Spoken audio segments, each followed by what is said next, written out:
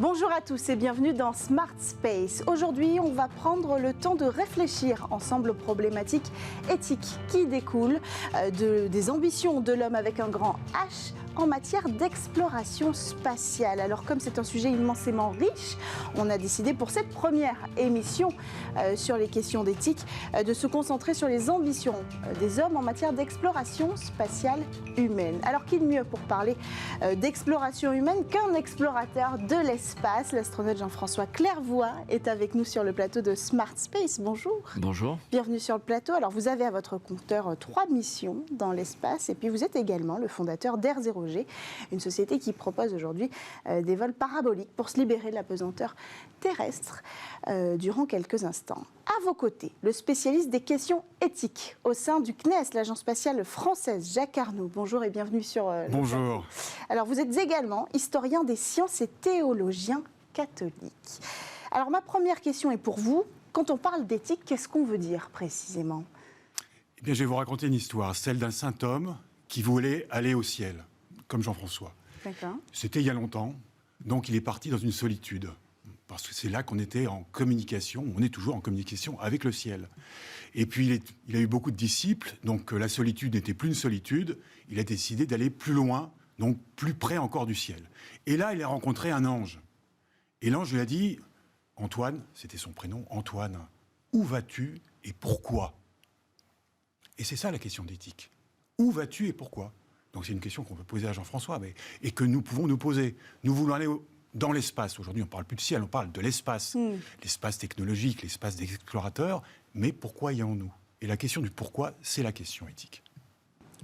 Votre réaction, Jean-François, c'est la même question que vous vous posez avant d'aller dans l'espace ?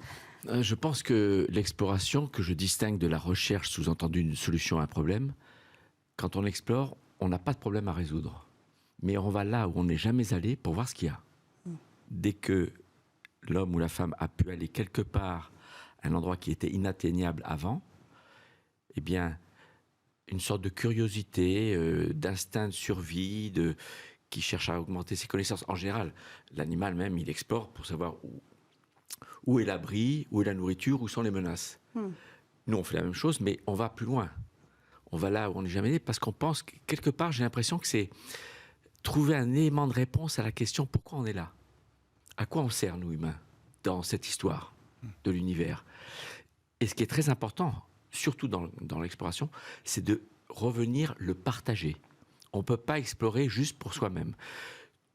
Tous les explorateurs reviennent, partagent. Et la question la plus souvent posée aux astronautes, ça fait quoi d'être dans l'espace ? Les gens veulent savoir si j'étais à votre place, avec mon corps, mon esprit, mes sens, je ressentirais quoi ? Et c'est ça l'exploration. Alors, moi j'aime bien résumer avec le logbook du capitaine Kirk, donc j'ai été très fan quand j'étais gamin et je reste un fan de Star Trek. Vous êtes très fan de Star Trek. Vous savez que c'est une saga de pacification de la galaxie, à l'opposé de Star Wars, qui, comme le dit le titre, est une saga de guerriers, de guerre. Mais il disait, notre mission, explorer de nouveaux mondes étranges, rechercher de nouvelles formes de vie, avec audace, aller là où on n'est jamais allé. C'est littéralement ce que font les agences spatiales aujourd'hui. À quel moment on a commencé à se poser la question de l'éthique ?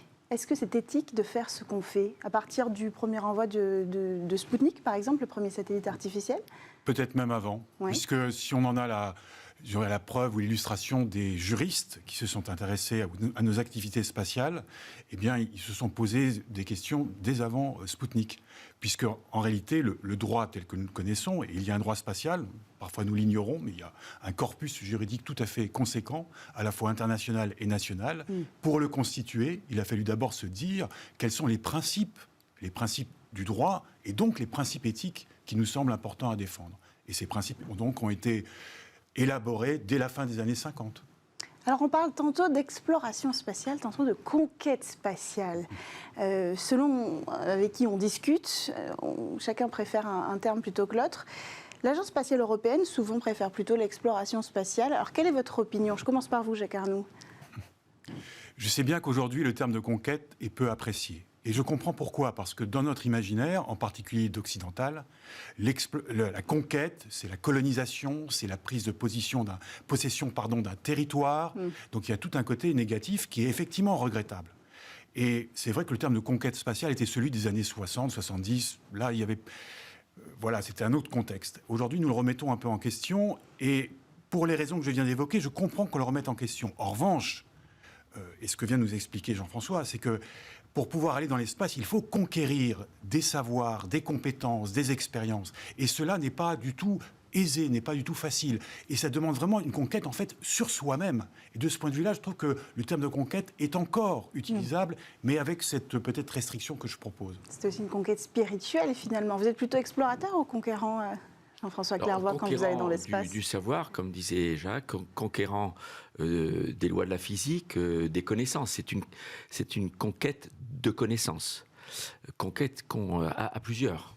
On le fait à plusieurs. Aujourd'hui, dans l'ISS, elle est habitée en continu depuis plus de 21 ans par des Russes, Américains, Canadiens, Japonais, Européens qui se rendent service mutuellement, indépendamment des conflits géopolitiques de surface. Donc oui, il faut prendre conquête au sens figuré et pas du territoire, mais de la connaissance. Alors, on va parler un peu de la préparation des astronautes. Parce que, est-ce que ces questions d'éthique, elles sont abordées avant le départ dans l'espace d'un astronaute comme vous l'êtes et comme vous l'avez été? Alors, aucune préparation particulière jusqu'à l'ère de la Station spatiale internationale. Ouais. Donc, à l'époque des missions Apollo, l'ère de la navette spatiale, nous sommes formés à être opérateurs de machines complexes, le vaisseau, le scaphandre, le bras robotique, des satellites à réparer, des instruments scientifiques complexes. Mais avec le programme de Station spatiale internationale, qui se veut vraiment international dans son âme, dans son cœur, les juristes ont produit un document qui s'appelle le Crew Code of Conduct, le code de conduite des équipages, qui est le seul document juridique que j'ai signé dans ma carrière d'astronaute et qui impose des règles d'éthique, des règles de comportement, des règles de morale, des règles de respect d'autrui. Et d'ailleurs, un directeur de l'Agence spatiale européenne, Roger Maurice Bonnet, s'était amusé à remplacer le mot équipage par le mot nation dans ce texte. Et ça donne J'ai un extrait là, si vous voulez. Voilà, idéal. Oui. Oui. Alors, je vous lis l'extrait. La conduite des nations de la Terre doit être de nature à maintenir une relation harmonieuse et cohésive entre les nations de la Terre et un niveau approprié de confiance et de respect mutuel au moyen d'une relation interactive, participative et une approche orientée qui tienne dûment compte de la nature internationale et multiculturelle des nations et de l'humanité. C'est un guide qu'on devrait utiliser sur Terre, ça peut-être, Alors, ce texte, effectivement, avec le mot nation, n'est pas signé. Oui. Mais celui avec le mot équipage à la place de nation est signé par tous les astronautes. Et on se dit, ce serait bien que, à l'échelle globale de notre monde, donc les terriens signent ce texte et se l'approprient. Quel est votre avis là-dessus? Bien, nous avons un bel exemple de la valeur plus que pédagogique, même politique et éthique, de l'activité spatiale ou des activités spatiales. C'est qu'elle nous donne l'occasion de quitter momentanément, alors même si c'est pour 6 mois, cette planète, mais aussi intellectuellement. Nous nous imaginons autour de la Terre à gérer des affaires sur la Lune. Et là, nous élaborons des principes nouveaux, en particulier marqué par la coopération, et Jean-François a raison de le souligner, et ceci depuis le début de l'ère spatiale, même s'il y a toujours eu, et encore aujourd'hui, de la compétition, il y a toujours eu de la coopération. Donc nous imaginons et nous élaborons des principes, et maintenant c'est à nous de les appliquer sur Terre. Il faut revenir sur Terre. On ne reste pas dans l'espace, on revient, et qu'est-ce que nous en faisons? Donc c'est un très bel exemple de proposition d'application de ce que nous apprenons dans l'espace à nos affaires terrestres.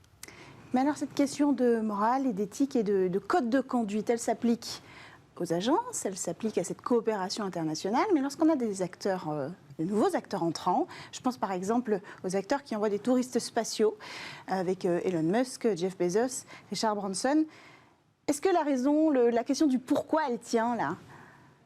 Toujours, elle tient toujours, parce que toute action humaine doit s'interroger ou être interrogée en pourquoi nous le faisons, sinon c'est pas humain. On dit tout à l'heure, un animal il explore, pour des besoins immédiats, il a un pourquoi, une finalité immédiate.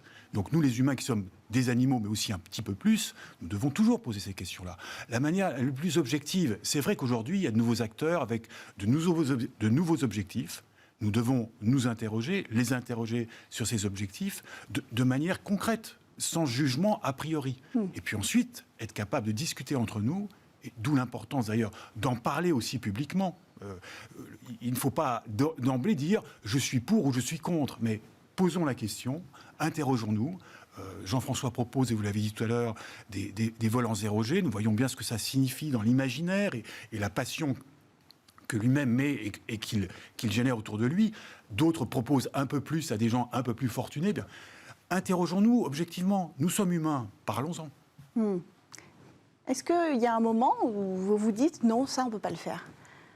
Non, je pense que dans la mesure où on respecte des règles raisonnables, en fait, les milliardaires qui achètent un vol pour aller dans l'espace, il faut quand même leur reconnaître une audace incroyable. Oui. Parce que c'est toujours de l'ordre de 1% la probabilité de perdre la vie dans une mission spatiale. Donc, alors certains le font parce qu'ils ont un ego assez fort et ils veulent pouvoir dire je suis astronaute. Et ils veulent pouvoir Est-ce qu'ils porter sont fièrement astronautes? Alors,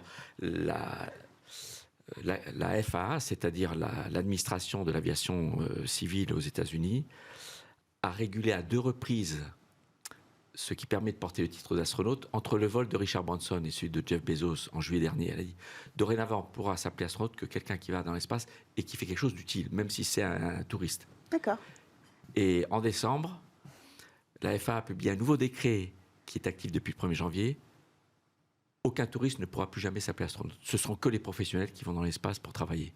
Mais cela dit, beaucoup de touristes ont payé cher pour aller dans l'espace, se font pas trop connaître parce qu'ils en rêvaient. L'espace fait rêver. Oui. Et je pense qu'il ne faut pas renier à quelqu'un qui rêve de quelque chose de noble, aller là où on n'est jamais allé, en acceptant toutes les contraintes de l'entraînement, en payant très très cher, même si on est très riche. Regardez Charles Simonyi, un des fondateurs de Microsoft, plusieurs fois milliardaire. Donc pour lui, 20 millions... c'est un pain au chocolat, je dirais. Oui. Il l'a fait une fois dans l'ISS, dans les années 2000. Il a tellement été bouleversé positivement qu'il s'est dit, il faut que je le refasse. Et 2 ans plus tard, il a repayé 30 millions de dollars pour retourner dans l'ISS.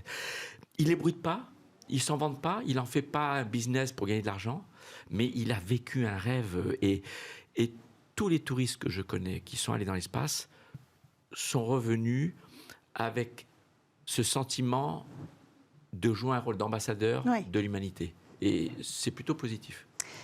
Si on va encore plus loin, on parle de colonisation, on parlait d'Elon Musk. Elon Musk qui veut coloniser Mars dans la prochaine décennie. Est-ce qu'on a le droit d'arriver sur un territoire extraterrestre et de se l'approprier, ou alors de l'investir simplement? Il n'y a pas de droit qui soit au-dessus de celui qu'aujourd'hui nous élaborons, même à un niveau international. Je ne sais pas d'où il tomberait d'ailleurs. En tout cas, ça vaudrait la peine, s'il existe effectivement, qu'il se manifeste ce droit-là. Donc, c'est comme vient de dire Jean-François, de nous interroger sur ce que nous voulons faire en allant coloniser. Si c'est simplement pour développer encore plus notre ego de dominateur, d'être dominateur, et dire, au fond, on n'arrive plus à dominer cette terre parce qu'elle nous échappe un peu, nous allons ailleurs faire la même chose que nous faisons sur Terre, ça, je dirais, il faut vraiment s'interroger sur un tel motif. Ceux qui pensent trouver l'avenir de l'humanité pour quelques-uns, ou un tout petit groupe, en allant sur une colonie martienne et en oubliant la Terre, là aussi, c'était quand même quelque chose à discuter. C'est déjà arrivé dans l'histoire de l'humanité. Donc, essayons de regarder dans l'histoire ce qui pourrait nous apprendre à être un peu plus sages pour le futur. Donc, une fois encore, il s'agit de poser un projet, de le décortiquer techniquement, politiquement, philosophiquement, éthiquement.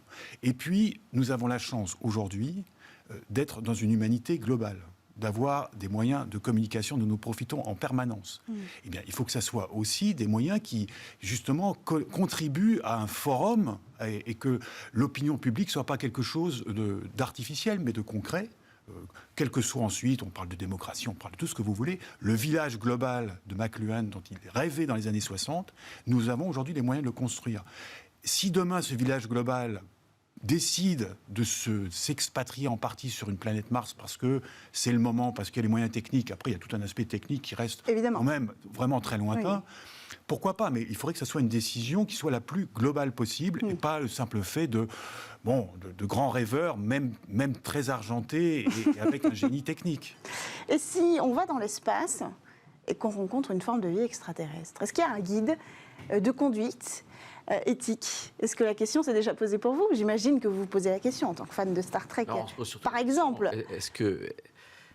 Est-ce que nous sommes seuls dans l'univers? Vous regardez la Terre depuis l'espace, vous dites quelle chance on a d'être apparu sur planète aussi merveilleuse, et puis il n'y a rien qui lui ressemble aux alentours.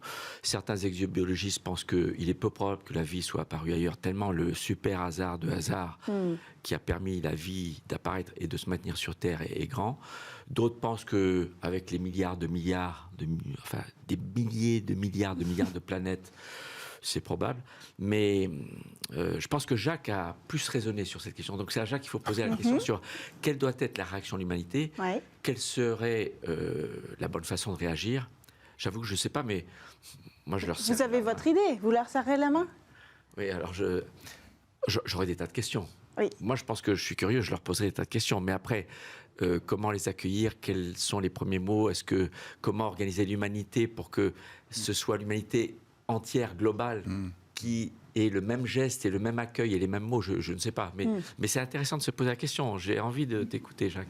Oui, mais d'abord, je répondrai en disant que beaucoup de gens se sont déjà posé cette question et ont offert des réponses. Regardez dans le monde de la science-fiction, sans même aller sur Star Trek, qui est vraiment très très loin, mais il y a des films, des romans qui essayent, des documentaires fiction. J'ai participé à l'un d'entre eux où on essaie de se mettre en scène et de soi-même dire, et au fond, avec les vrais experts, avec toi. Voilà. Donc en se disant, je suis en face d'un extraterrestre, qu'est-ce que j'ai envie de lui poser comme question? Alors je ne le vois pas, mais moi, si je fais mon propre exercice, un exercice de pensée, une simulation, et nous voyons que nous sommes traversés par des sentiments extrêmement variés.